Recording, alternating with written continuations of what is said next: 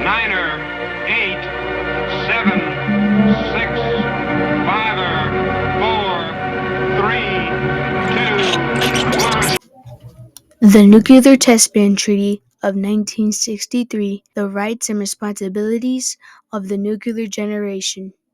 The Nuclear Test Ban Treaty of 1963 was necessary to balance rights and advancements in our technology and science, with the responsibility to prevent disasters caused by the continued use of nuclear weapons. The treaty showcased the need for the nation to guard the environment and their citizens from nuclear weapons and technology. Before discussing the main event of the Nuclear Test Ban Treaty, there's important background information to consider. A nuclear weapon is a device that relies on a nuclear reaction, while a nuclear test is testing out that device that relies on the nuclear reaction. And these tests often result in environmental devastation and many health risks to populations. What started these nuclear tests all over the world? World War II is the answer. World War II was the biggest and deadliest war in history that involved more than 30 countries in the war. Originally, the United States wanted to remain out of the deadly war spreading across the world. However, a surprise military attack by Japan on U.S. military base Pearl Harbor forced the United States to join the war. After this tragic attack, the U.S. hired its best physicists and engineers to create a plan to end the war with Japan, as they believed it was their responsibility to the nation. To succeed this plan, they were going to create a bomb to end this war. This was called the Manhattan Project.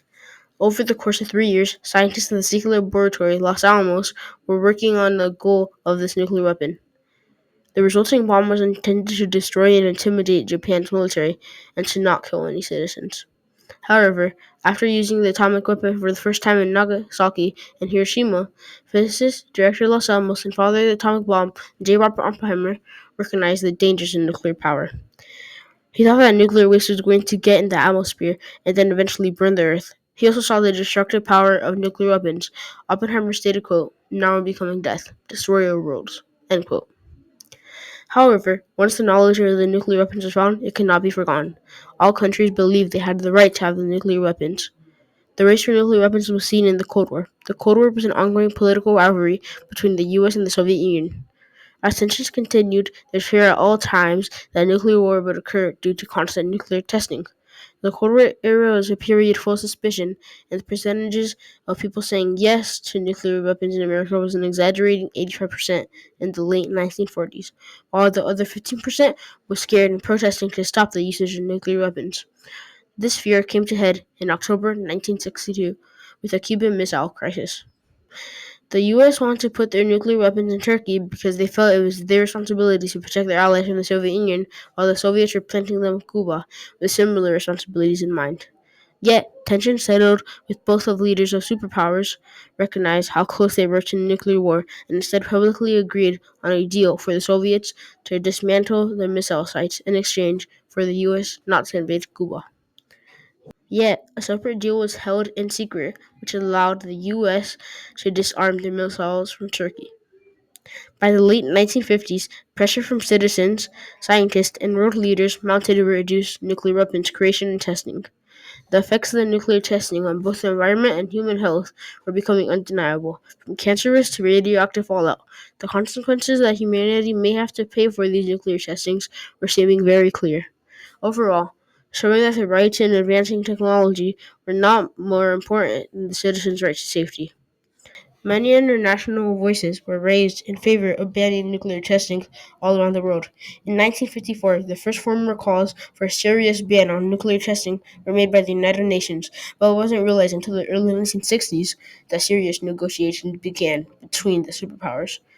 As the world realized they were on the brink of nuclear war, the United States and the Soviet Union recognized their responsibility in curbing nuclear weapon creation. For years, nations debated and negotiated how they would take responsibility for the limitation on. In 1963, after years of tense negotiation, the United States, the Soviet Union, and the United Kingdom reached an agreement that would end the chaos that was caused by nuclear weapons.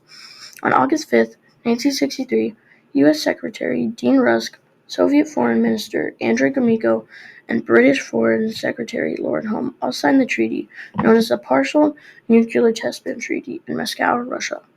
This treaty banned all testing in the atmosphere and the outer sphere and underwater. banning all areas where fallout was particularly harmful, but the treaty did not limit the testing underground as long as no radioactive debris falls out of the boundaries where the nation does not allow underground tests. President John F. Kennedy called the treaty a step toward peace, emphasizing its importance in the global effort to reduce the threat of nuclear war. The partial treaty was a big moment in the Cold War, marking the first time the superpowers agreed to limit their nuclear activities in a significant way. The only thing was it didn't end all the nuclear testing. It was a very critical toward to de-escalation of the use and testing of nuclear weapons all around the world, hoping to end all grief.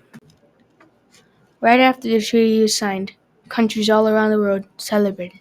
The partial treaty was a symbol of cooperation between the two superpowers, offering hope the new era of global peace might be possible.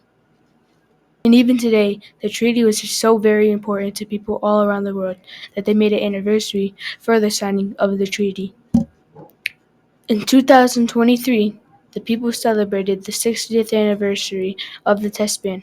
People felt as though their rights and safety was given back to them. However, the treaty only banned certain tests. Underground tests were still allowed.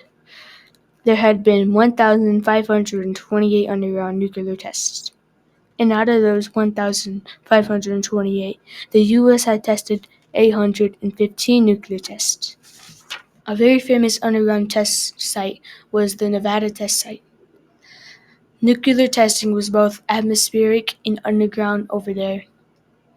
Testing had been going on from 1951 and 1992. The full elimination of nuclear weapons still seemed a distinct goal. Over the decades, the treaty laid the groundwork for further arms control agreements. In September 1996, the Comprehensive Nuclear Test Ban Treaty, CTBT, was introduced. The treaty was open for signing and was aiming for a full ban on nuclear tests all around the world. The CTBT was signed by 185 nations and was fully ratified by 178. Yet even though this treaty tried to improve the Partial Nuclear Test Ban Treaty of 1963, the nuclear weapons had continued to be a concern today because the nuclear nation now know how to build one and use one. That is why we always stay on high alert for usage of testing of the nuclear weapons. Although the responsibility of ending nuclear testing and weapons has not been achieved, the Partial Nuclear Test Ban Treaty of 1963 still had a very big impact on today's world, and it still remains an essential step in the long disarmament struggle, earning citizens' right to a world without fear of nuclear war.